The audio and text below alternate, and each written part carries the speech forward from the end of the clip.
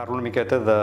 d'on surt Històries d'Istanbul i l'interès d'aquesta obra. És una obra que en un moment determinat em cau a les mans arran d'una estada a Istanbul,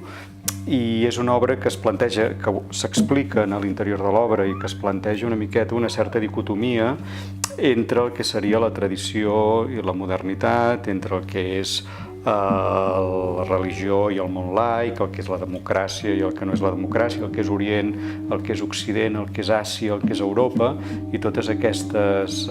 contradiccions que conviuen en la societat turca s'intenten expressar en aquesta obra també d'una manera dual, confrontant formes tradicionals del teatre turc, aquestes formes que a vegades nosaltres en diem rapsòdiques, perquè és allò del cuentacuentos, que explica alguna història utilitzant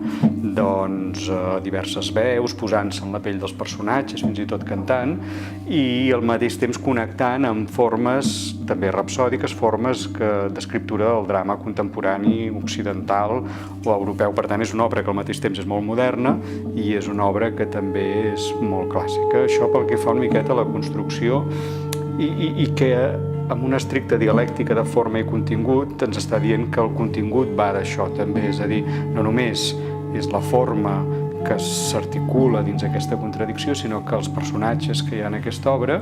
són personatges que viuen entre aquests dos mons, que pateixen en la seva pròpia pell aquestes contradiccions, que tenen dilemes, que estan pressionats, que volen fugir però necessiten tornar, que no saben si s'han de posicionar a favor o en contra de determinats moviments polítics. És una obra, en aquest sentit, que va ser escrita fa uns anys, ara ja,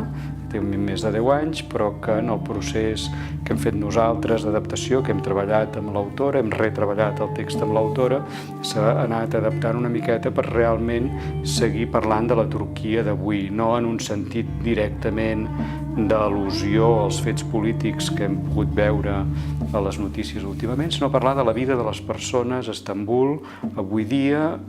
i no només avui dia, sinó els últims anys, en aquesta mena de contradicció que acostuma a ser insatisfactòria pels personatges.